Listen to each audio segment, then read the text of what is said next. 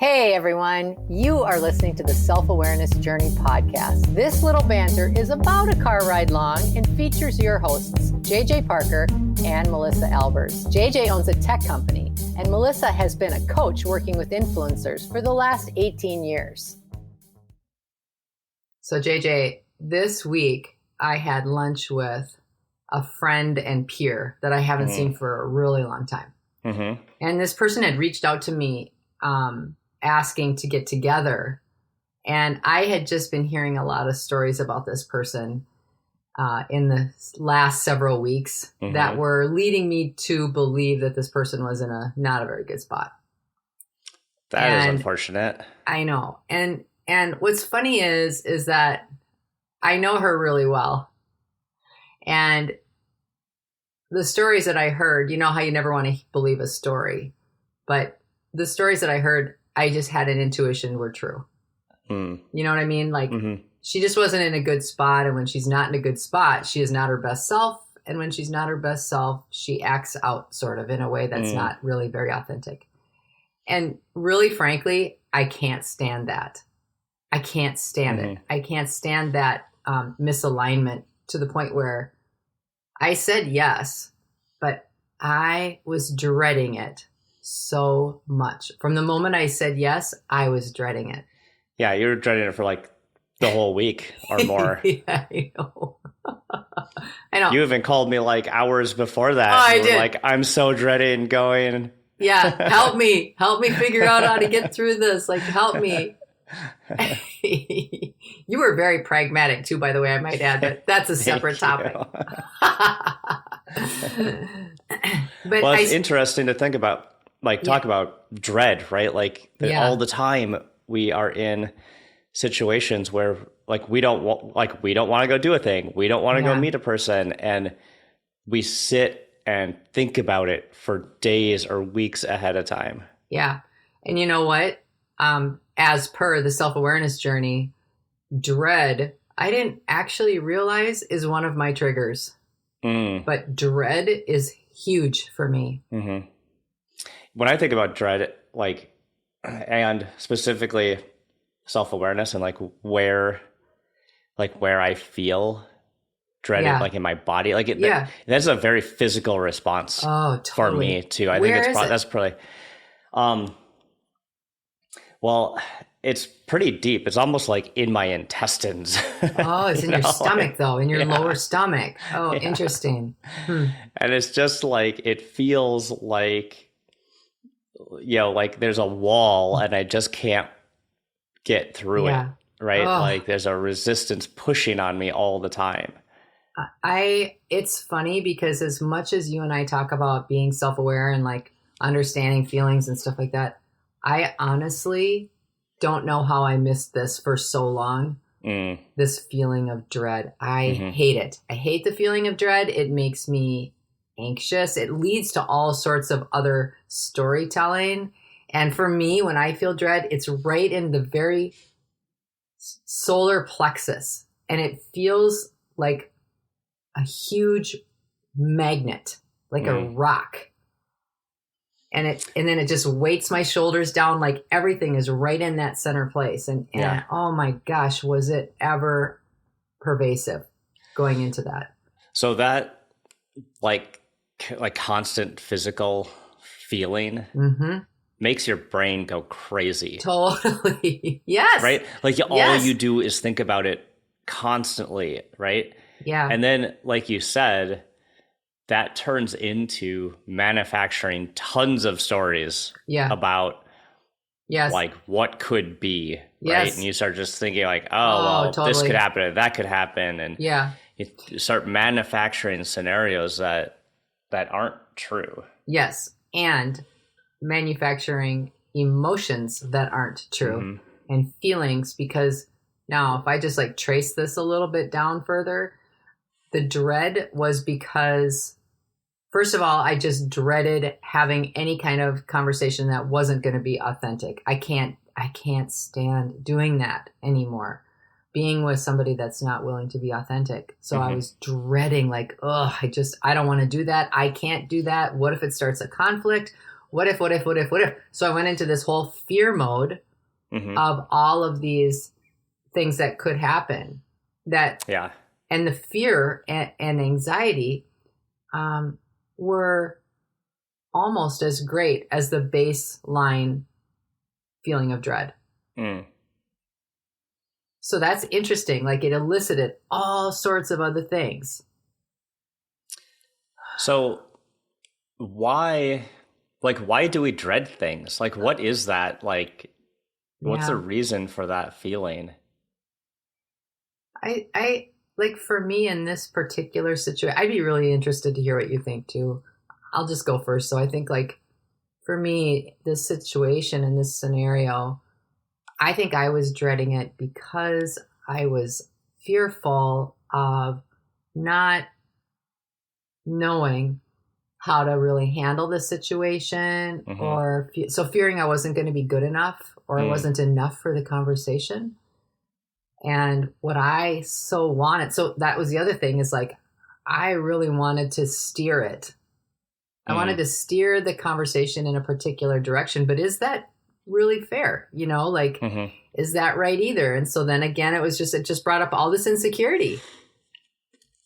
Oh yeah. Like that's it. Like you kind of like had come up with like a particular agenda that you wanted to kind of cover. And you were kind of worried that like covering it was going to maybe hurt feelings, offend, or go sideways, or not go the way you wanted. Yeah. But there again, there's like an expectation you're setting. Exactly right. Right. We know how well that goes whenever we set high expectations. Set any expectation, it never goes well. Why do you think people dread things? Well, I can tell you why I dread things. Like my biggest, like the thing I dread the most is around like probably conflict, but I wouldn't even say conflict. It's just like I get most anxious around like dealing with hard subjects like directly with people, right? Yeah, so even confrontation, maybe not. Like confrontation is probably like that's like the thing I dread the most. And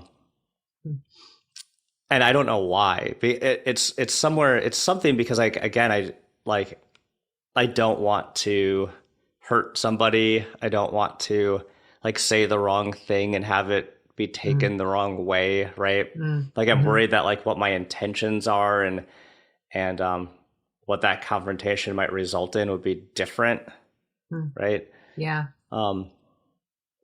But like over the years, I've learned that like that dread is false, like every single time. Oh yeah, it's not. But we still do it. We still do it. Yeah. That's the thing, right? Isn't that funny? It's like we know it's false. We have so much evidence to prove that dread is very, very seldomly validated.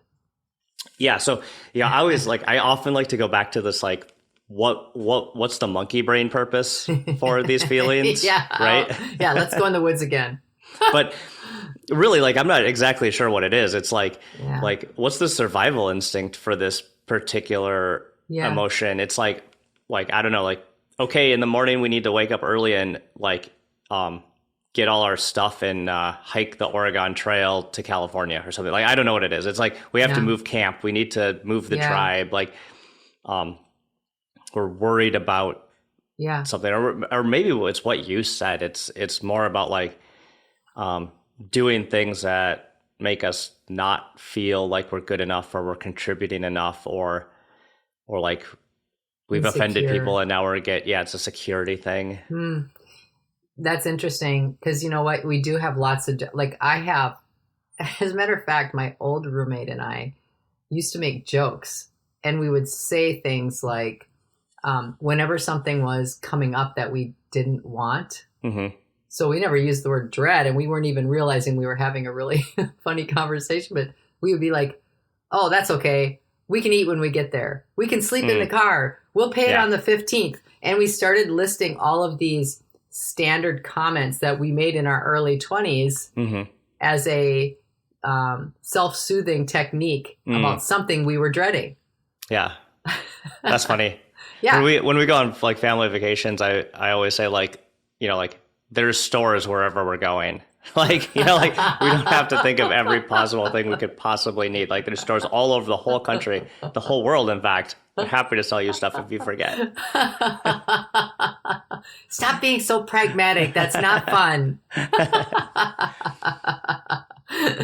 Oh my gosh. But that's even a riot. Like if we like look into that a little bit, it is like the feeling of dread sometimes is maybe more, it's like there's anxiety about something, right? Yeah, totally. And then what you really are trying to stop is like, no, I don't want to be in this anxious state. Right. Yes. Right. Yeah. Yeah. Because it feels wonky. You don't feel in your center. No one likes to feel anxious. Like you said something about like, okay, in the morning, we're going to move camp. Right. Yeah. Which made me remember another really serious dread that I have. Mm-hmm. And I'm a huge morning person, as you know. I like this. This is like, oh no, I'm giving get more of your fears out. I hate getting up really early for a flight. I hate it. And I dread it, even though I'm a morning person. Yeah. I dread the feeling of the alarm going off when it's pitch dark. And as a result, I don't sleep well the night before. Right. As I was going to say, like what happens then is you just have a terrible night's sleep and you start your vacation off in a terrible way. Yeah. Because I actually sit and dread it and dread it and dread it. I get that stomach ache. Yeah. It's like, oh, and it's so minute. It's such a minute thing that you wouldn't think that it could cause a ruckus, but it can cause a huge ruckus. Oh, I know. In fact, for Amber and I, like I've learned to schedule flights later. Like I really love getting up early, getting to the airport. Like that night before, I'm like, that's exciting to me. I fall right asleep. I'm like, what? But for her, it results in like a horrible night's sleep and a bad start to the whole thing. So yeah, I've actually started to do that too. Noon. That's what I do with vacations now too, and I put down the expectation that I'm missing half of my day on the first day, even though it's a travel day. I put that expectation down because I think that it's easier to wake up at a quote reasonable time when you're traveling with a herd. And, like if you're just traveling by yourself, it's different because all you have to worry about is you. But so that would be another time where I really dread something. It's funny though, because that dread is what like the proactive state of dread, like this is an interesting thing to think about. The proactive state of dread makes me, I won't say you, I'll say me. The proactive state of dread makes me start trying to control the outcomes early. Yep. And by doing that, I'm already pushing a certain energy into that experience, which isn't helpful at all. That's a really great way to like conceptualize dread is that you're trying to assert control and you don't have control, right? Exactly. Because it's something that hasn't happened yet. Yep. Yeah. Yeah. That's really good insight. And you push that energy into it and it can actually derail a beautiful experience that's about to unfold. Right. So how was your lunch? It was so good. It was so good. So all of that dread and fear and it was everything. Yeah. Completely wasted. It was 2 hours of really insightful, authentic, deep conversation. Well, that's awesome. And at the end, we agreed that we would do it again and not wait so long. Yeah. So it's just it's like I'm laughing at myself now. Yeah, like you wrapped yourself around the axle for like so a week, many times, right? And yes, just knotted yourself up, and then then you went to lunch, and it was great. It's funny though because some of these dreads are based on things that have happened to us in the past. Like the things that we dread are maybe really deep-seated fears. Like Like, for example, your boss. Like the dentist. Oh, I was just thinking, what's like the most common thing people dread? Oh yeah, going to the dentist. That's my gosh, I hate going to the dentist. Do you like going to the dentist? Well, you know what? That's funny because like I do. Like I totally don't mind going to the dentist. Oh, but like whatever. There's like this society thing which says like I should dread going to the dentist. So for a while I just was like, oh yeah, no, I don't like the dentist either, just to fit in. Just to fit in. Oh my gosh. Actually, I think like when you don't really have like like problems with your teeth, then going to the dentist is actually pretty easy. Yeah. My experience is like maybe not everyone's experience. Which you finish a lot of our conversations with. My experience might not be the same as others. But even though you start talking about like one of the things you dread, which is like challenging conversations, right? Yes. Or conversations in which they may be challenging. Yep. And you know what's funny is my husband has said that many times too, where especially like with he and I, like if he wants to say something, he will not say it in the chance that that an argument would ensue. Or that maybe not even as much of an argument, but just a debate or something of less than accord, right? Yeah. And he will put it off and put it off and put it off. But what actually happens for him is he starts to get kind of annoyed and angry about it. But it's only because I have no idea because he hasn't said anything, you know, and I have a lot of male energy in that way where it's like, what? Are you mad about something? What? Like, but he'll say, I just didn't say anything. And I don't know why I didn't, because I always feel so much better when I do. Yeah. Yeah. I think there's a lot of us that are that way. It's like we don't say something because we think we dread what that would look like. But afterwards, it's like, oh, I don't know why I didn't say something sooner. I feel so much better. And it isn't even about the other person. It has nothing to do with the other person. It's all what we're putting on ourselves, the stories we're telling ourselves and how we're making ourselves feel.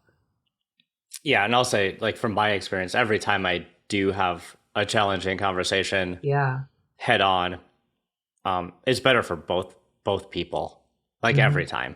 Like, yeah, I know. There's it's so true. The collateral damage you cause by like not confronting things is way worse than the actual thing you're worried about. I think it's interesting because a lot of our pods, we talk about the resulting or ensuing feeling or emotion about something. Yeah. But we've never talked about dread. And it is funny, isn't it? Yeah, because that is such a major one and it affects us in so many relationships. And the funny thing about dread is it affects us not even in our interaction with others. It affects us so much just with ourselves. Like like if you dread, for example, if you don't like doing laundry, you dread doing laundry. Mm-hmm. You know, take my daughter, for example. She's quite piles now, of clothes all over on the floor. Used to be. And now, you know, now it's like now she gets out ahead of it. But it's like the dread of not wanting to do a certain task and then watching what that looks like to have that task not done around you causes another completely different emotion, right? You start getting mad at yourself. You start judging yourself. Right. You feel bad. It's that buildup, and it just becomes like super overwhelming to the point where, from maybe like your perspective is just be like, seriously, all you need to do is like scoop this pile of laundry up and put it right in the washer. It's like the easiest thing. But for that other person that's like built up all of that emotion, that is a gigantic mountain of stuff to move. Yes. And you have to like help we could talk about like helping people who we can tell are in this dread mode, right? In this overwhelmed mode. How can we help them when we recognize it, right? Because, saying things like, oh, it's just no big deal. Just go do it, right? Mm-hmm. Generally not helpful. No. In my experience. You don't like that? You don't like when somebody tells you to just go do it? I was more saying I will say that to other people and it's not well received. How about that? Oh, got it. Oh, that's funny. Yeah, I do think it's really an interesting topic though, because dread is a very strong emotion that occurs when it isn't even just emotional response or reaction that we're avoiding. Mm-hmm. It isn't even but it isn't even about the interaction with other people. It is all the interaction with self. It's all yourself. Yeah. It's a very internal thing. Yeah. And the story you tell yourself, and the story you tell yourself, and the story you tell yourself. So what I really learned, and I've had lots of conversations with my coach about this too, is especially when you're like a big picture thinker or like a low patience person where you're constantly in motion fast, which is, kind of my natural setting. There's a lot of things that I will know is coming up, and I will instantly get some sort of thought or expectation about what it will be. And then I will start to dread it. Mm. And so then the emotion that I have carrying along with that particular, whatever it is this feeling of constriction, because I think dread is constriction. And in the creation mode going forward in situations that have not even yet been created, constriction creates anxiety, stress, and heaviness. It's not an energy that's helpful for creation at all. Yep. So I think like that's one of the big takeaways that I've had from that experience in the last few days. So we talked about like how the result, like after, we'll dread something for a long time. Yeah. We go do the thing. After, it usually works out like just fine. Right? Yeah. Like almost every time. I'm actually trying to think of a time where I dreaded a thing and that fear came true. Mm-hmm. It almost never comes true as far as I can remember. I should probably start a spreadsheet on this. You maybe already have one. Get some analytics going. There's probably a study around this. Yeah. I don't know what it'd be titled. Interesting. Does Run! dread turn into reality or something? It would be titled, right? Run! Yeah. But, you even said it, like, you had a wonderful lunch. You're relieved after, like, you kind of, like, rekindled the relationship. Yeah. Like, all super positive things but after. Yeah. So, people can probably reflect on things that they've dread in the past days, weeks, months, year. Yeah. And just think about what happened, what actually happened. As a way of informing you about like trying to get out and ahead of it next time. Yeah. So like, hey, like the next time I get this feeling, just remember what happened the last time, right? And that body indicator is huge because like for me, I didn't actually even use the word dread, I don't think, until like a few hours before going. But I was thinking it for a really long time. Yeah. But you were using words like, I'm not looking forward to. Yes. I'm worried about. Yes. Like, I don't know how to. Yes. Handle the situation. Yeah. Especially when it's somebody that you care about and that you've been in partnership in some way, shape, or form for years and years and years. When the stakes are even greater, it becomes even more challenging to have clarity about what it is you're really feeling. Mm-hmm. I think that's a key part of this too. Like, when we interact with people that we don't care about, right? That we don't there's usually not as much dread, right? Right. But when it's an interaction with someone we truly care about, that amps the emotion up even more. Right. Like take social media, for example. We can say, do, or be anything we want behind the lens of social media because we don't really know who our audience is and we don't really care about any of the ramifications of it because we don't have that level of connection. But then if it's someone in your home or a friend or somebody that you've worked with for a number of years, it's very different. So now that we've uncovered this wonderful new trigger for you in this podcast episode. Right, exactly. What are you going to do? Like next time you get this feeling, which will happen again because we get to practice self-awareness all the time. What's one small thing you're going to do or remember the next time this feeling of dread comes up for you? Well, it's interesting that you asked me that, because I already asked myself this yesterday on my way back from the restaurant, because it was such a feeling of relief. Mm-hmm. The feeling that replaced dread was this flood of relief and deep contentment and joy and happiness and connectedness. It was like, I can't even explain how different it was. And I remember thinking to myself, I have control over this, that in a way that I never even realized. And I've talked about it in a theoretical way, and talking about stuff is never ever the same as practicing. But I really realized that in that moment, that when that feeling, that heavy, like metal disc inside of my solar plexus, when that started to fire off, that I have an opportunity to say, what energy do I want to associate this with right now? Because it's really as simple as that. If I am helping in the co-creation of this experience, what can I bring? What can I do or be or bring to this that will afford me to not feel dread, but to, at the very best I have is neutrality. In that moment, I knew I wasn't going to be like, woohoo, but I could certainly go for neutrality, and I would feel good with neutrality because it affords things movement. Mm-hmm. Yep, that's wonderful. So it was a really good learning experience. We hope that you've enjoyed today's episode. Our mission is to help people become happier and more effective by gaining insight into their own thoughts and feelings. We'd love your support.